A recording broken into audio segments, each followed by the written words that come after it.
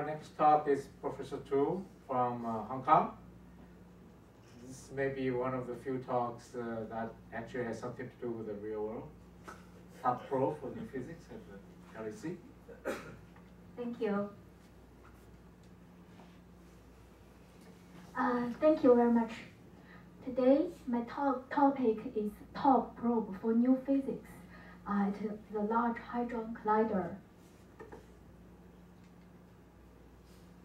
So, as we all know, the top quark is the heaviest elementary particle so far. And at LHC, the top quarks are produced predominantly through the strong interactions, which means we have very high production rate. And the top quark decays predominantly through the BW channel, and it decays before hadronization. Therefore, we can access the spin information where its decay products. So the top quark physics is very important because it's a test, it's a very good test for the standard model predictions. We at the LHC, we can precisely measure many the properties of the top quark, including mass, coupling, and other properties. It's also a good probe for new physics because it has very large couplings to the Higgs boson, and it plays a special role in the electroweak symmetry breaking in many new physics scenarios. According to how the fact how the W from top decay, we have the old hadronic channel and dilepton channel and lepton plus jet channel to study the top quark. And in this talk, I'm going to cover the several analyses from the CMS experiment at the LHC, which include the pair production cross-section measurement for the top quark, and some property measurements including the top mass, spin correlation, polarization, and the charge symmetry, W helicity in the top decays. At last, I will also talk about the anomalous couplings, for example, the flavor changing neutral current, and also top decay to W quark, which this quark is not a big quark, and associated production with the photon and the full top quark.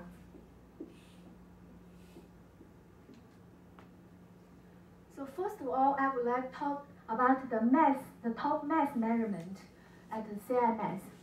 And so far, the most precision measurement comes from the dilepton channel measurement. And in this analysis, we use about a part of the ATV data from 2012, which is a 5 inverse femtobar. And we ask the 2 isolated leptons plus at least 2 jets in the event. One of them are B-tagged. For sure, we also ask the missing transverse energy in the event. So these 2 plots shows the jet multiplicity distribution and the B-jet multiplicity distributions in this analysis. From these two plots, you can see by requiring at least 2 jets and one of them are B-tagged, we are left with very few background events. So the dilepton channel is a very clean channel to study the to measure the top production cross section, and in the end we get about 240 picobar cross section at ATV, assuming top mass at 172.5 GeV. If we assume different top mass, we have a slightly different cross-section measured.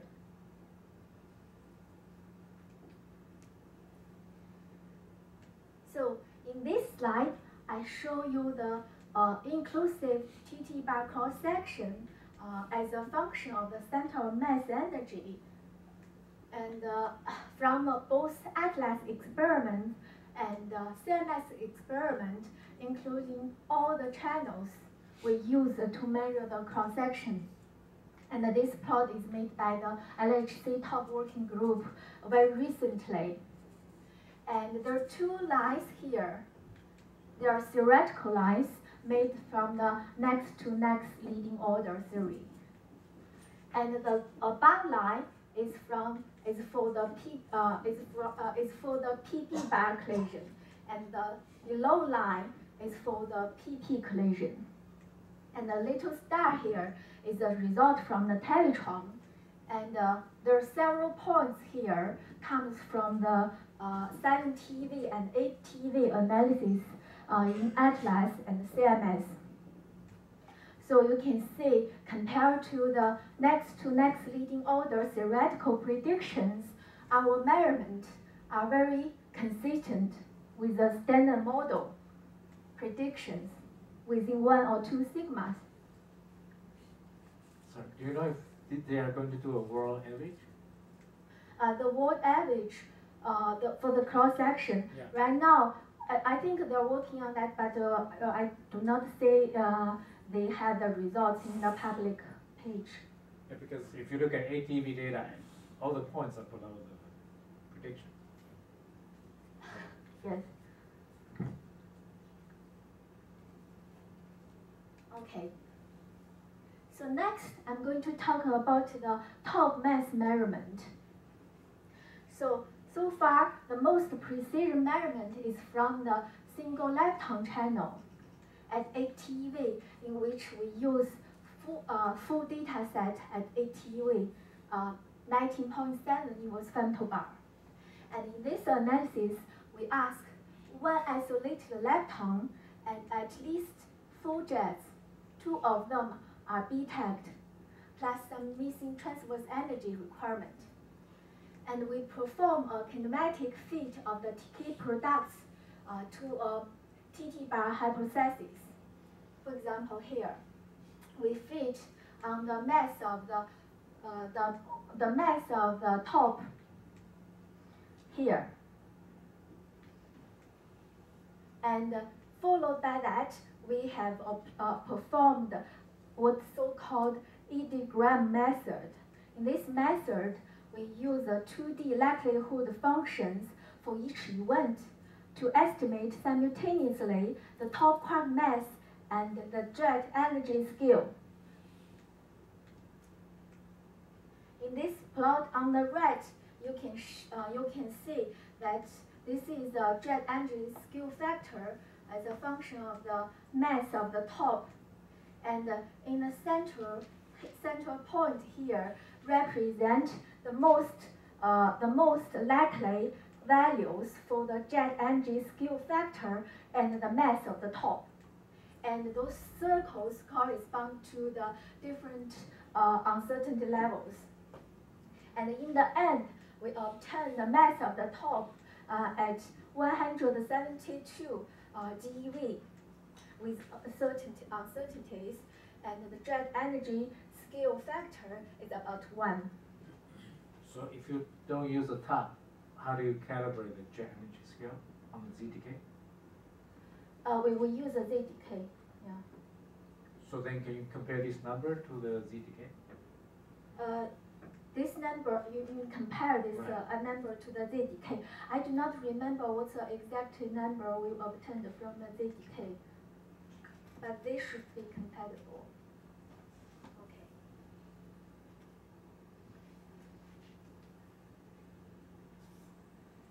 Okay, so another interesting thing that we can do is that we can get the top mass and the strong coupling from the TT bar cross-section measurement.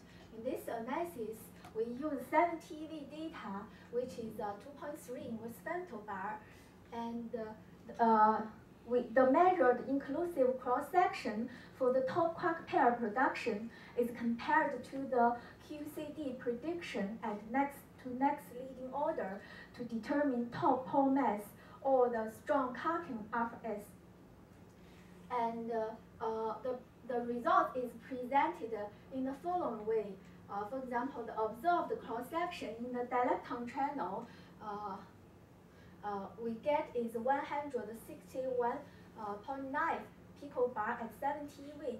Then we interpret this result with the fact that if we assume the PDF set is this particular set, and we get in this case, we get the mass of the top at 176.7 GeV when we assume the strong coupling alpha S to be equal to 0.1184. And in the other way around, we can obtain the alpha S to be 0.1151 if we constrain the mass of the top at 173.2 GeV. And these two plots shows you the mass of the top and the alpha S value given the different PDF sets. And the bands in these two plots, this band is coming from the Teletron results, and this band is from the PDF, the PDG group. Sorry, can the roughing of alpha S can be measured? Running of alpha S? What do you mean running of the alpha S? You mean the, so you can assume the different. Yeah, and just But she's plotting alpha S and Z. and then the, I mean, Right. So can you measure the running experiment? Because it's nice, it's So- interesting. Yes, if in a different center of mass energy, you mean? Yeah. Yes, you can, but you have to assume the mass of the top. Oh. So here we have two free parameters. You have to fix one and to figure out another one.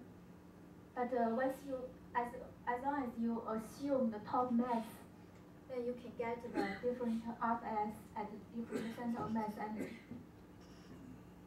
In addition, you also need to assume the PDF. Okay. Is this going to be updated? Because I think certainly this could be one of the most important measurements coming out of TT-bar. Yeah, I believe so. And but that has not been updated publicly. So this I only show the public result in this talk. This is the newest one I can get for the public. Okay. So here, this is a top mass combination which was obtained very recently. And you can see the CMS combination for the top quark mass is 172 about 0.3 GeV.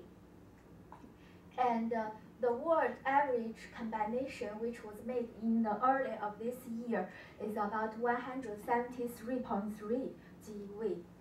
And another interesting thing you can see is that we already have the very competitive uncertainty compared to the Teletron results. Okay.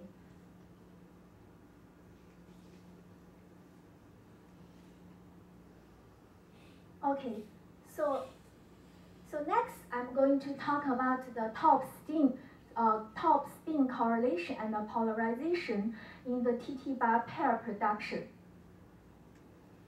So in this analysis, we use a full 7 TeV data set, and we do analysis in both the we do in the dilepton channel. In the analysis, we apply the top kinematic reconstruction using the analytical matrix weighting technique. And an unfolding procedure is employed to correct acceptance and resolution effects. And there are several variables we look at. The first variable we call AP, which is defined using the cosine theta of the leptons. We look at the sign of this cosine theta of the leptons to calculate the symmetry. And this variable is a very good measure of the top polarization in the TT bar. And another two variables, we use to measure the spin correlation between the top and anti-top. And here, the first variable is the delta phi between the two leptons from the two tops, respectively. And another variable is we use the cosine theta of the lepton plus times the cosine theta of lepton minus. And these two plots, the left one shows you the differential cross-section of the top of the TT bar as a function of the delta phi between the two leptons.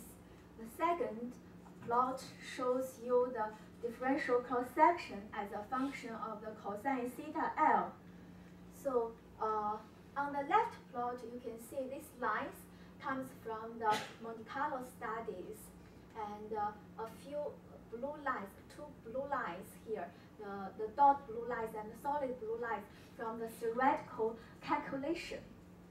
And one corresponding to the case that the top and anti-top are not correlated, which is this dot, the dot blue line, the solid blue line corresponding to the case that the top anti-top are correlated. So you can see our data favors the prediction that the top and anti-top are correlated. And the right plot, you can see that we do not see any asymmetry in this distribution. That means the top from the TT bar decay is unpolarized. And in this table, I list all the measurement from the data in three variables. In addition to them, I also list the results from Monte Carlo study and the results from the theoretical next to leading order theoretical calculations.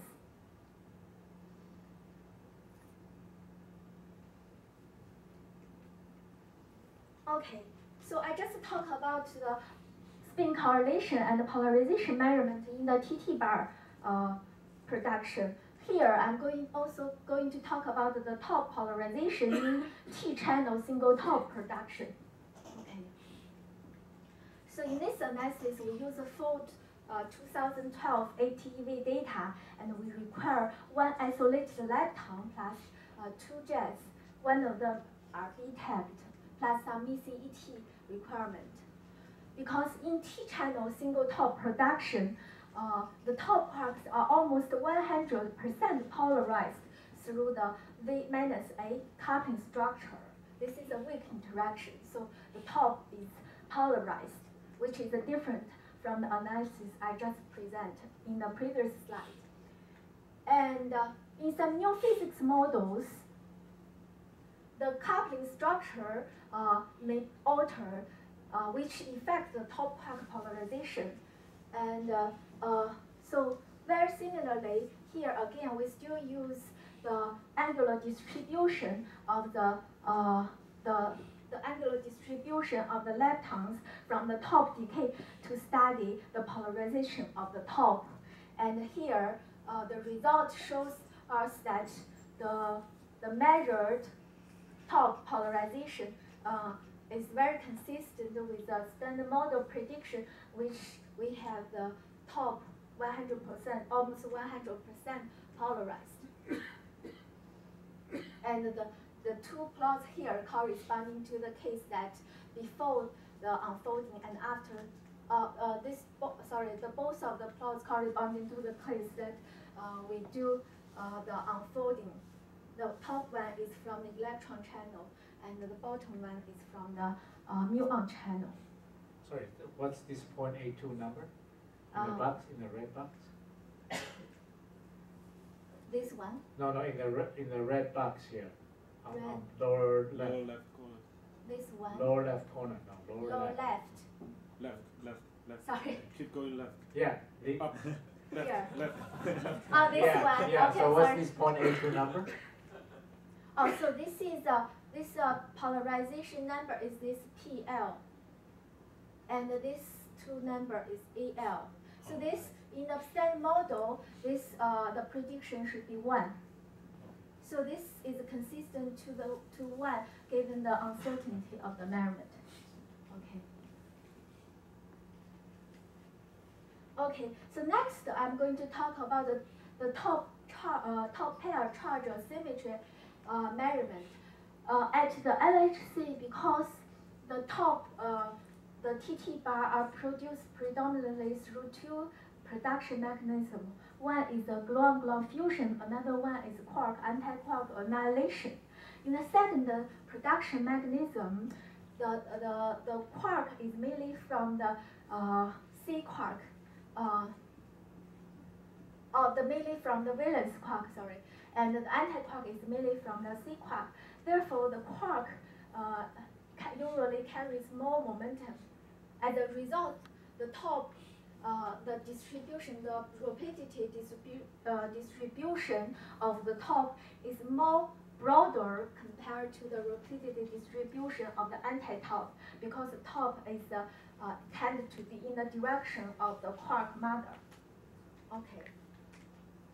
And so here in the standard model at LHC, we expect the rapidity of the quark is more broader compared to the anti-quark. This is what's so-called the charge symmetry. Some new physics model can enhance this asymmetry significantly. Therefore, this measurement is a very interesting measurement. It is a good probe to the new physics. And in this analysis, we use this variable, what's so-called AC, which is defined using the rapidity of the top, the rapidity difference between the top and anti-top. And in addition to that, if we do the analysis in the lepton channel, we can use the rapidity difference between the lepton and anti-lepton. These two are very correlated variables to measure the charge symmetry. And here is the result from the dilepton channel. You can see the AC value is shown here, and the AC lepton value is here. And the right plot shows you the single lepton channel result, which we combine both results from the ATLAS and the CMS at 7 TeV. And all these results are very competitive to the standard model prediction, which is at next leading order, which is about 1%. Okay, which is about 1%. Okay.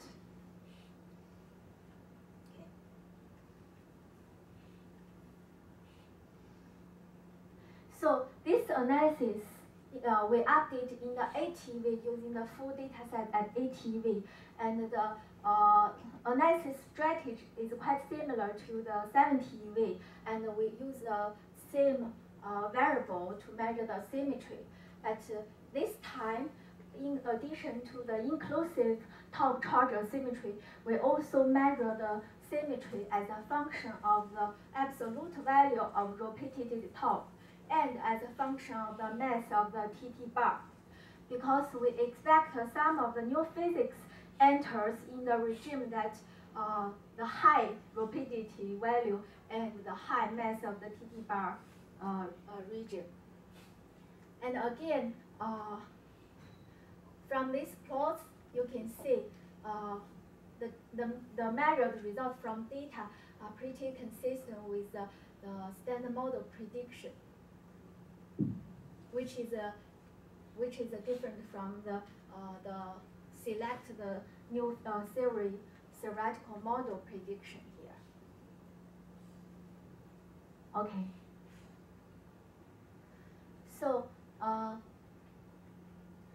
guess I'm going to skip this one because I may run out of time. I just quickly mentioned this W helicity from the top decay is also measured, and in the standard model we have we predict that about 30% of the W is a left-handed W, and about 70% is a longitudinal W, and there's almost no right-hand W from top decay. And again, in both 7TV and 8TV, we see the very consistent results from the measurement compared to the standard model prediction in various channels.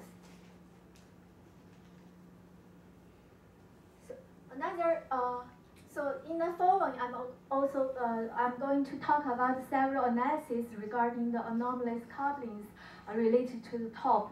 For example, this one, using the 8TV dataset, we're trying to search for whether what's a branching ratio for the top decay into ZQ. This is a Flipper changing neutral current decay. And this decay is surprised in the standard model, but it can be enhanced in the new physics models. And this is a result from the this analysis from by combine both 7TV and 8TV results. We see that the branching upper limits for the branching ratio of the T2ZQ is up to about 1%. 1% in the expectation and about 5.5% in the observation. And there's some analysis that try to extrapolate the results in the 3,000 inverse sample bar at 14 TV. We find the upper limit can be as low as 0.007%. Which is about 2 orders of magnitude tighter compared to the current results.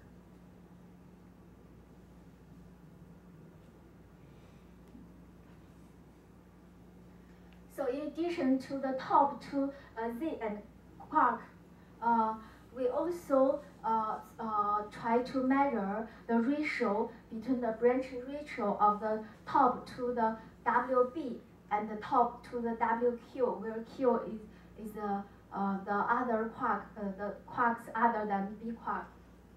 Sorry, here I should not have a B. Okay. And this analysis, we use the ATV full data set, and we do it in the dilepton channel. And in the standard model, the top decays, because as I just mentioned, the top decays predominantly into the WB. Which means the R is about 1. And in this analysis, we measure the R value by fitting the observed B-tag jet distribution with a parameterized model. And here the plot shows you the jet multiplicity distribution after the event selection.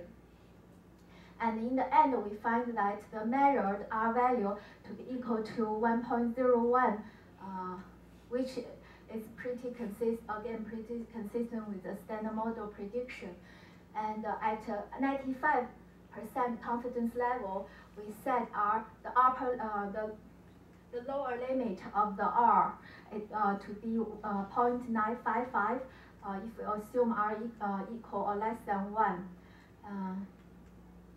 And these results can be interpreted to the lower limit of the VTB coupling, assuming the unitarity of the CKM matrix. This result can be also interpreted to the as an indirect measurement of the top total decay width, which is 1.36 G width. Okay, so another interesting result analysis from the analysis that measure the TT bar plus photon cross section using the ATV full data set. Again, in this analysis, we record 1 muon plus at least 4 jets, and at least one of them need to be B-tagged. And in addition to this basic requirement, we ask 1 photon. And the quality of the correctly identified the photon is estimated using a binned maximum likelihood template fit. This is very important to in this analysis it's very important to distinguish the fake photon, the real photon from the fake photon. One of the most powerful variable we use to distinguish a fake photon and a real photon is the so-called charge hadron isolation, which is the sum of the energy of the hadrons around the photon isolation in a photon isolation core. So you can see that there's an obvious difference between the fake photon and the real photon in this variable. And in the end, we find that the ratio between the cross-section of TT bar plus gamma and the cross-section of the TT bar is about 1.07. And this they also show the cross-section of the TT bar plus photon, and as the result is 2.4 picobar. This is compatible with the standard model prediction, which is 1.8 picobar, given the uncertainties. Okay. So the energy of the gamma is the energy, the requirement of gamma here, I remember it's 30 GeV, but I'm not 100% sure. 30 GeV? Yes. Either 30 GeV or 25. I'm not sure. Sorry. So, okay. The last result I want to present is a search for the photon quarks. This analysis is performed in ATV, and the baseline selection. In the baseline selection, we asked a single isolated lepton plus at least 6 jets, and 2 of them are B-tagged. We asked some missing transverse energy, and the HT, which is the sum of the jet PT in the event. And this followed, then we applied the multivariate technique to distinguish the small signal and the large background. Then we perform a simultaneous maximum likelihood fit of the BDT discriminant distributions. And in the standard model, the production mechanism of these photon quarks include the gluon-gluon fusion on the left and the quark anti-quark annihilation on the right. In this analysis, the result is interpreted as the upper limit on the cross-section of the photon as 32 with a very large uncertainty at 95% confidence level. This result is about 25 times of the cross-section in the predicted in the standard model. That means there's a very good chance that we may measure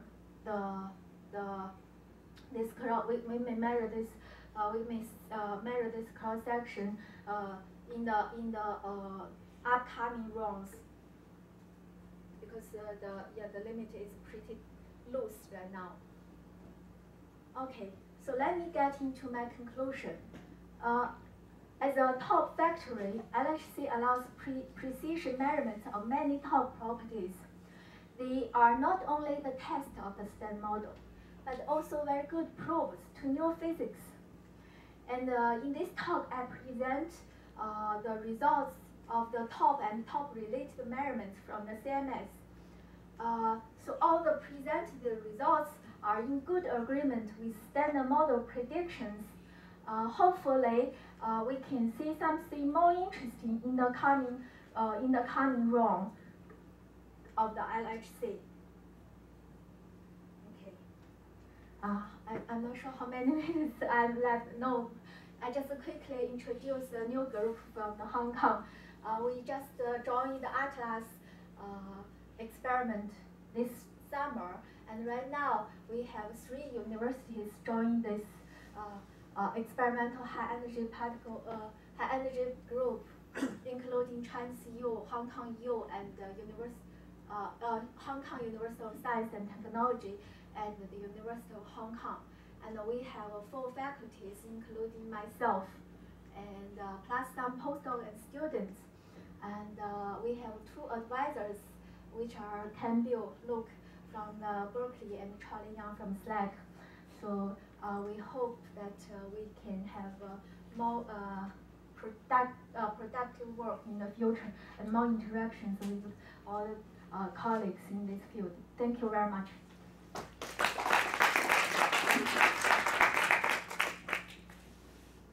Is there any quick question?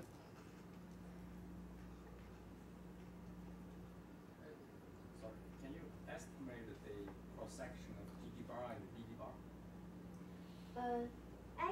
Cross-section of what? TT bar? TT bar plus BD bar. Oh, TT bar plus BD Yeah, bar. yeah. So yes, there's such analysis. I didn't show here. There's an analysis measure the ratio between the TT bar plus BD bar over the TT bar plus jet. Yeah. Okay, so let's thank the speaker. Thank you very much.